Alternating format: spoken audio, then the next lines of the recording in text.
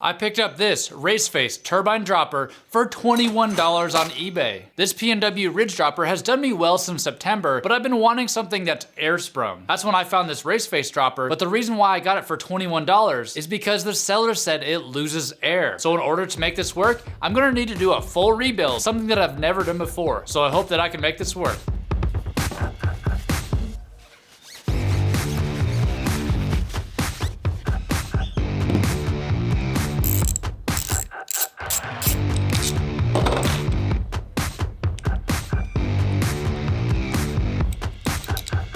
Now that this Race Face turbine dropper is all taken apart, it looks like this dropper was from 2016, and brand new, it was $480. And that's back when dropper posts were somewhat new to the mountain bike world, and they notoriously had some major design flaws. If you look online, there's a ton of people that have had problems with this dropper post. It looks like Race Face used a dropper design from a company called 9.8. They make some pretty high quality dropper posts called the Fall Line dropper, so it looks like Race Face licensed their technology and mass produced a dropper post of their own. And when you have a mass production, sometimes you also have a drop in quality. Unfortunately, there's no rebuild kits from Race Face themselves, but because the dropper is basically a 9.8 dropper, they have this rebuild kit. And the rebuild kit, according to 9.8, this dropper has a version 1 top nut that a lot of people have not had great success with. So this is a conversion kit from the version 1 nut to the version 2 nut, and it's said to be the solution to all the problems with this Race Face dropper. Now, Race Face and 9.8 have both said that these products are not made for each other, but a lot of people online have had some great success with converting this to the version 2 nut. So we'll see if this works out. In order to make this work,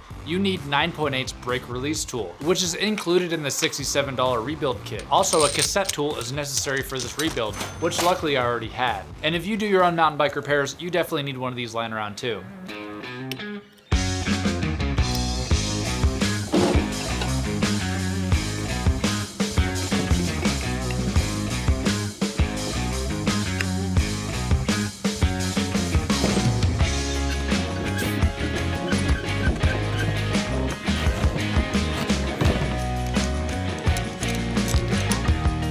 In case you're interested, I'm following the video from 9.8's channel on how to do this rebuild, and I'll link to that in the description below. So if this repair is something that you're interested in, this video will give you some inspiration, and then you can follow their video for the step-by-step instructions.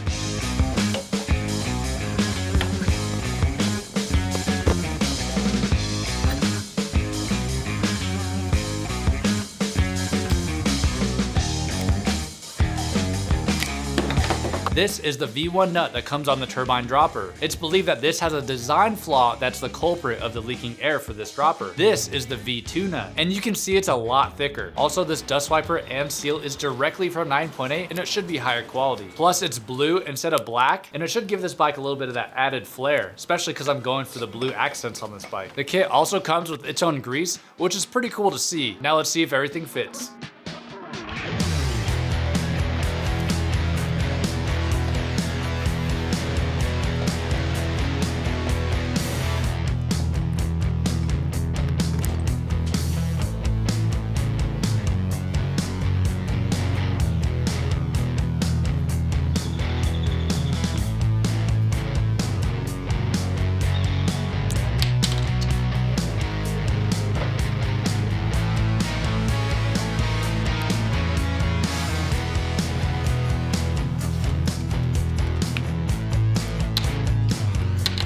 I'm getting a little bit worried because these spring-loaded bullet-looking things are pretty touchy, and now I have to get a rubber band on there to hold them in. It's probably taken me 3 or 4 times already, so this is a really sensitive repair. So I'm just gonna keep trying, there's no other way.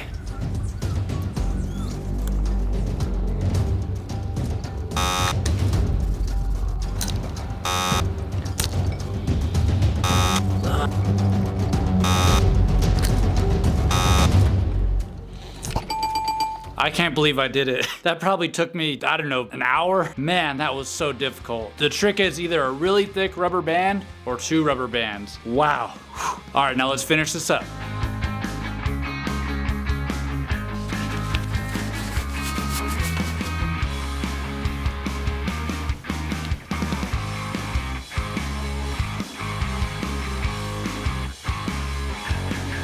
One quick thing before I put this dropper post back together. In my last video, I asked everybody if the thicker Tioga tire should go in the front, and I got a lot of great comments back saying that the tread on the Tioga tire is very aggressive. With it on the back, it creates a lot of drag, which I think I felt on my last ride. So I'm taking everybody's advice and swapping the Tioga from the back to the front, and I'm also gonna ditch the nuke-proof insert because it was bouncing around like a basketball on the descents.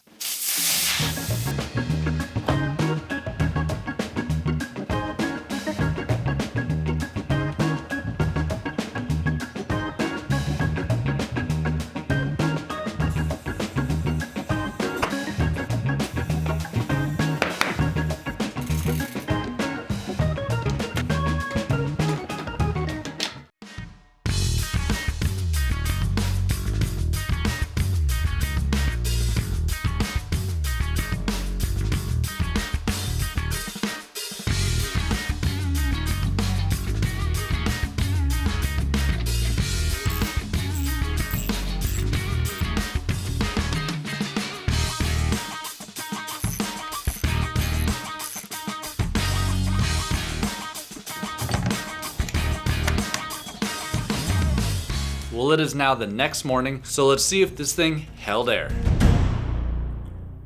Looks like it's a tad under 40, so it's down a little bit from yesterday, but I think it's good enough for me to use, so I'm gonna go ahead and install this thing.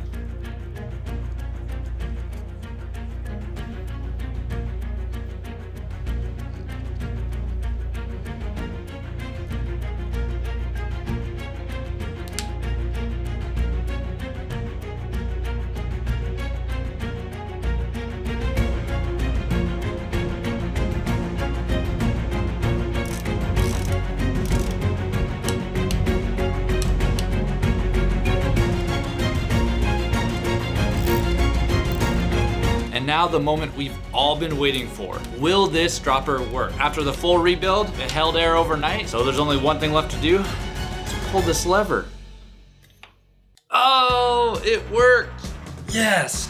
Now just gonna get the seat installed, and I have a brand new rebuilt dropper. And before I put the seat back on, just a quick reminder that I do now have a P.O. box. If you wanna donate any bike parts to me, whether it be new or used, even broken, just like this dropper post. I'll put the address on the screen right here. Any donations that I get will greatly help the channel, and I'll definitely give you a shout out in one of my videos. And then I also printed up a whole bunch of these stickers, so I'll be sending you a sticker also. Now let's go ahead and wrap this up.